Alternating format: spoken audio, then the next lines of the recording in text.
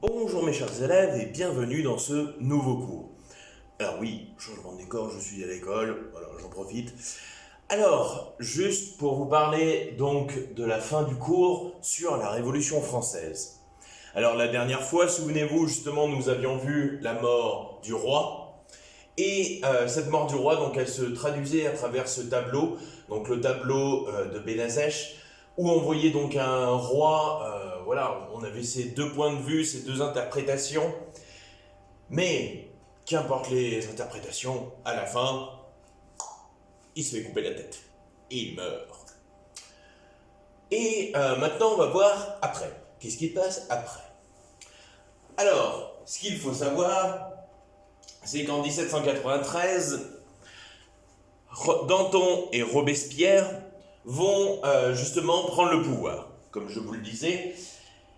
Et le problème, c'est que Robespierre, vous voyez, les Girondins, souvenez-vous, Girondins, ils sont pour le roi. Le problème, Robespierre, il se dit, ah, tant qu'ils seront encore pour le roi, ils vont continuer à être pour lui et il se peut qu'il y ait un retour du roi. On a éliminé le roi, c'est bon.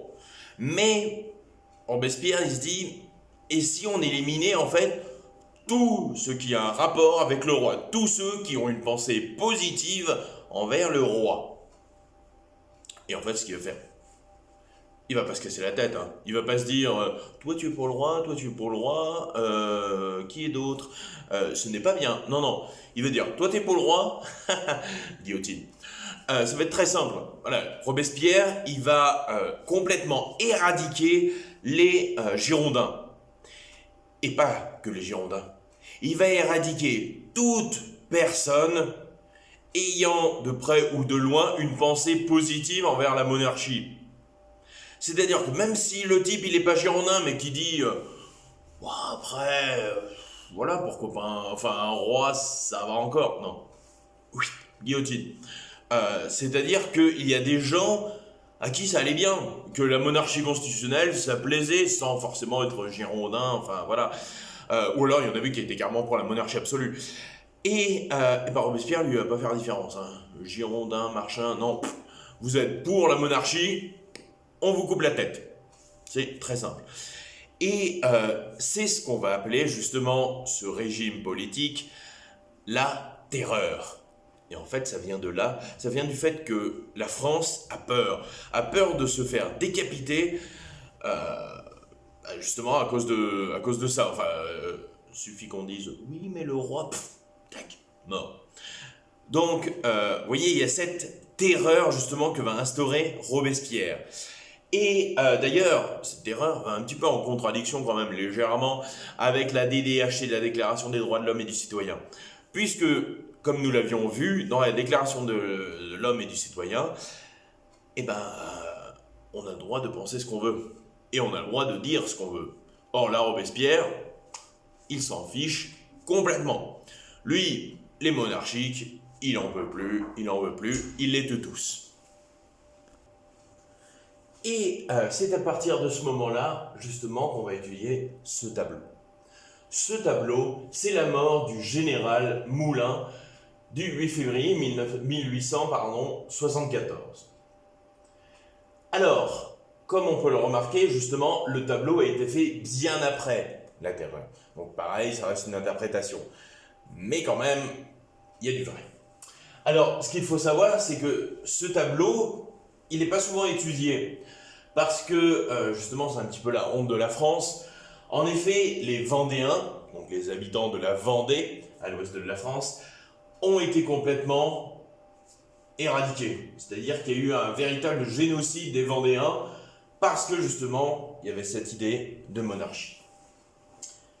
Alors encore trompé, ça m'énerve. Attendez, je fais quelques petits bidouillages. Donc, première question, comment est présenté le général Moulin? Alors, on va pouvoir répondre à cette question.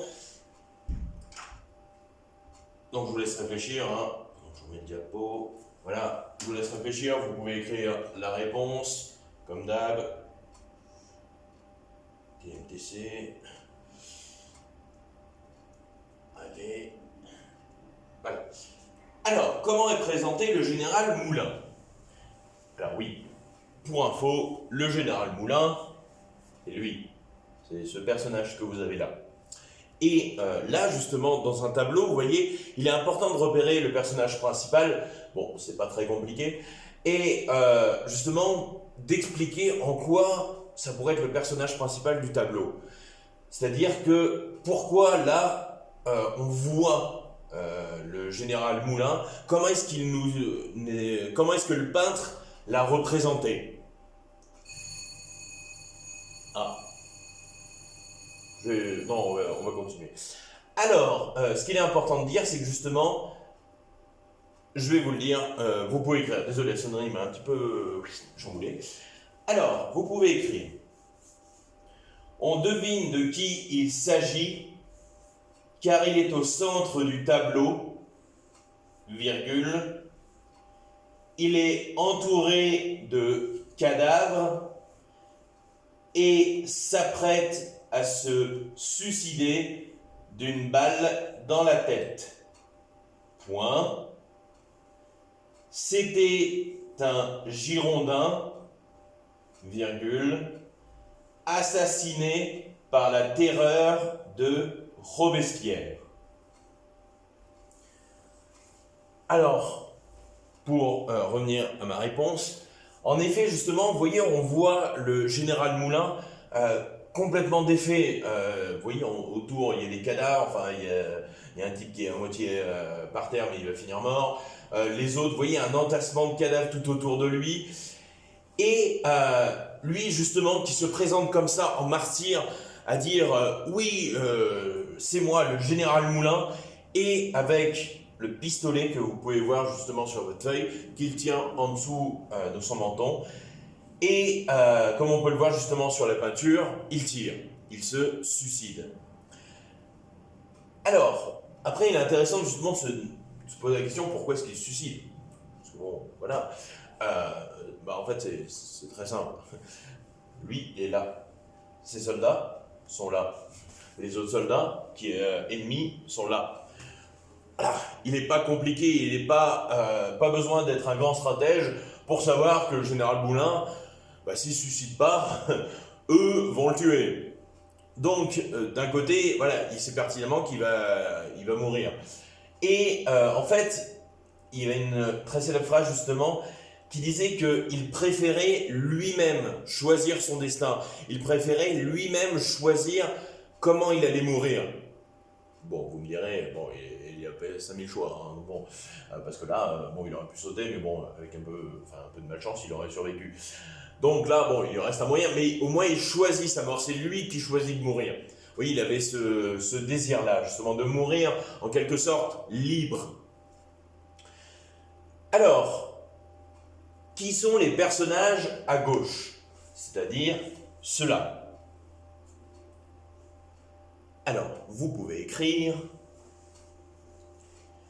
Il s'agit de l'armée de ce gouvernement provisoire à la solde de Robespierre, solde comme les soldes, hein. Solde, ça veut dire il appartient.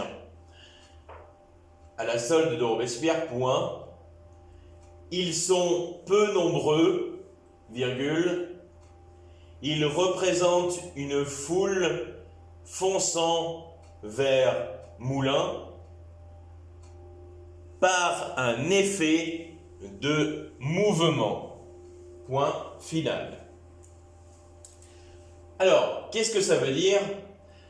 C'est très simple. Ces soldats, justement, sont assez belliqueux, c'est-à-dire ils cherchent la guerre, et ils sont surtout l'armée de Robespierre. Les gens qui pensent comme Robespierre. Parce qu'en fait, Robespierre, il va vraiment diffuser une idée. Il va dire aux gens, vous voyez un monarchique, bam, vous lui mettez une baigne, vous le tuez. Et voilà, c'est la street, hein, c'est la street Robespierre. C'est terrible. Et du coup, ces gens-là, justement, vont venir donc tuer les Girondins ou les pro-monarchiques Et ça va être un véritable massacre, justement, comme on peut le voir, notamment avec ce soldat-là qui, voilà, déglingue complètement. C'est véritablement un massacre. Il y a plein de morts de partout. Et surtout, cette foule, vous voyez, on sait qu'elle va gagner. Parce qu'il y a deux mouvements. En effet, justement, vous voyez comme le tableau avec les montagnards et les Girondins, justement. On voyait les montagnards, souvenez-vous, en mouvement. Ils allaient vers les Girondins, ils allaient cogner du Girondin. Et là, c'est un petit peu la même impression. C'est-à-dire que vous avez les soldats, comme on peut le voir ici, vous voyez, qui ont le pied devant et qui sont penchés. Qui sont penchés justement pour aller vers l'avant. Et de ce fait, justement, on comprend que ces soldats vont déferler sur la foule et complètement massacrer, finir les soldats. Vous voyez, par exemple, il y a ce pauvre Gugus ici qui regarde la foule. Voilà, on le voit pas forcément dans ses yeux, mais là, il a su qu'il allait mourir. Donc bon, c'était inévitable. Enfin, vous voyez une foule de... Allez quoi, on a une dizaine de gars, lui foncer dessus, il sait très bien qu'il va mourir. C'est inéluctable, comme dirait Thanos. Et vous voyez donc, on a ici deux camps. On a les pro-monarchiques qui sont complètement défaits, qui sont en train de se faire dézinguer. Et de l'autre, vous avez justement les montagnards, donc les anti-monarchies, les pro-républicains, qui viennent défoncer littéralement les Girondins. Alors, comment la terreur est mise à l'honneur? Alors ici, en fait, il s'agit de me dire justement, parce que, bon, comme je vous l'ai dit, Robespierre, ce mouvement qu'il fait, s'appelle la terreur. Mais revenons au mot de la terreur, le mot terreur. Comment est-ce qu'on peut le voir à travers ce tableau? Pareil, je vous laisse réfléchir, vous mettez pause. Alors, vous pouvez écrire « Le chaos règne dans ce tableau, virgule, le brouillard au fond symbolise la mort ou le fait, FAIT, qu'il y ait, AIT, c'est le verbe avoir, qu'il y ait un feu, point. Les bâtiments sont détruits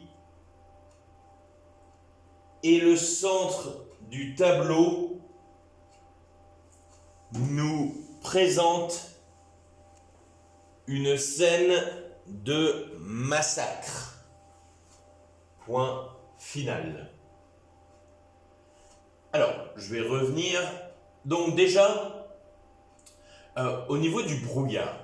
Parce que vous voyez, tous les éléments ici sont importants, y compris ce brouillard. Ce brouillard, vous savez, par exemple dans les séries ou voilà, dans les films, un brouillard, par exemple dans un cimetière, vous voyez un brouillard, c'est soit qu'il y a un zombie qui va se trimballer dans quelques secondes, soit un monstre. Bref, quelque chose de pas net. Voilà, et ça va mal finir. Et ça va finir par une seule histoire. Et ce brouillard-là, enfin, après, vous voyez, c'est ma propre interprétation. Après, si ça se trouve, voilà, vous pourrez trouver autre chose.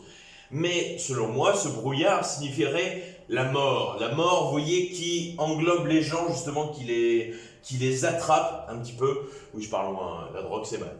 Mais voilà, on a cet aspect un petit peu mortuaire. Mortuaire, donc symbole de la mort. Mais, comme je vous l'ai dit aussi dans la réponse, ça peut être un feu. Parce que bon, comme dit l'expression, il n'y a pas de fumée sans feu. Donc ça pourrait être très bien un feu, mais ça revient au même. C'est-à-dire qu'un feu, c'est pas bon signe. Enfin, sauf si vous voulez faire un barbecue, oui, ok. Mais là, on n'est pas trop dans un contexte festif, à faire un petit barbecue, voilà, sortir les gigots, non. Là, on est plus dans le contexte de guerre, donc le feu ici va ravager, il va tuer, il va brûler. Oui, quelque chose quand même d'assez violent, d'assez ténébreux. Et voilà, c'est pour moi ce que voudrait signifier un petit peu ce brouillard. Si après vous avez d'autres interprétations, voilà, parfait. Après, il faut que ce soit logique et en adéquation avec le mot terreur. Attention, quand vous avez une question, là, en l'occurrence, comment la terreur est mise à l'honneur, si vous parlez du brouillard, il faut qu'il y ait un rapport avec la terreur. Pas juste me dire, ouais, ben, c'est le climat vendéen, il fait toujours un peu de brouillard, il y a un seul temps, voilà. Non, ça, on s'en fout, il n'y a aucun rapport. Et aussi, je vous dis, les bâtiments, vous voyez, sont un petit peu détruits, comme ici, justement, voilà, enfin, on voit que ça va mal finir, avec notamment la charrette ici, qui est complètement détruite, qui est par terre, affalée. Et enfin, je vous parle aussi des cadavres. Donc ça, je vous en ai déjà parlé. Mais vous voyez, ils sont vraiment au centre. On ne peut pas faire plus au centre, hein, voilà. Ils sont là. C'est-à-dire que le peintre, en faisant son œuvre, il a vraiment voulu insister sur le massacre et pointer sur ça. En disant, voyez, c'est ça qu'il faut regarder. Hein. C'est pas le clocher de l'église, qui est certes beau, mais non, c'est les cadavres. Pour insister sur le fait que les montagnards de Robespierre ont perpétré un véritable massacre. Ils ont massacré et tué des gens. C'est ça que le peintre veut vraiment mettre en avant, notamment aussi avec le général Moulin. Vraiment, on veut montrer que c'était sanglant, que c'était dévastateur et horrible. Et ça, justement, bah, le génocide vendéen, on en parle très peu. Parce que comme je vous l'ai dit, c'est pas le truc qu'on va dire. Ouais, tu te rappelles la Révolution française? Ouais, c'était le truc super, on a libéré la France, ouais, ouais. Et on a massacré aussi des gens. Quoi? Non. Voilà, c'est pas le truc qu'on est très fier. Autant on est très fier, enfin les Français sont très fiers de la Révolution française, où ça, on a libéré la France, YOLO. Mais par contre, le massacre vendéen, c'est le truc on va pas trop parler, hein. On va le mettre un petit peu de côté, vous voyez. Bref. Et la prochaine fois, donc je vous parlerai, oui voilà, ça s'est tout cassé. La prochaine fois, je vous parlerai donc de Robespierre plus précisément, et notamment de sa mort. 17 minutes, ça va, on est dans les clous, vous n'allez pas trop me cracher dessus, ça va. Donc, comme d'habitude, je vous donnerai peut-être la vidéo vendredi, petite vidéo d'histoire, avec un peu de MC peut-être, un point de grammaire, peut-être aussi si je suis de bonne humeur. Et sur ces bonnes paroles, je vous souhaite une bonne journée et bon courage en cette semaine difficile.